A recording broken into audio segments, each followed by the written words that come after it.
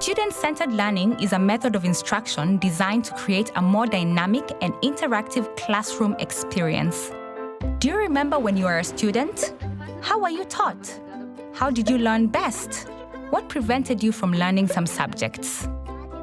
Classroom instruction can be a one-way street from teacher to student, leaving little room for students to connect lessons to their own experiences. Student-centered learning, by contrast, focuses on the needs and interests of the students and allows the student to influence the content, activities, materials, and pace of learning. Let's step into a student-centered classroom and see what we find. Here, we see that the teacher is using alternative seating arrangements. The teacher is a facilitator, not a lecturer. The students are having meaningful conversations with the teacher and one another. Students talk more than the teacher talks. The teacher creates a safe learning atmosphere. Students' work is displayed. Girls' and boys' experience, needs, and interests are better included. Student-centered learning is a powerful method that strengthens student motivation and promotes peer communication.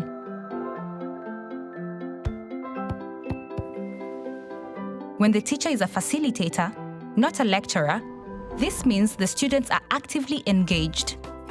Active learning refers to teaching and learning strategies that engage and involve students in the learning process. Active learning emphasizes learning through experience or learning by doing rather than rote memorization.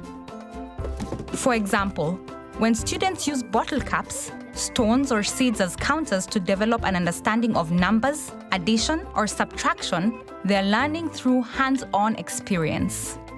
Remember when we asked you to reflect on how you were taught? Was it student-centered? Was it active, and were you engaged? What can we do to better engage our students?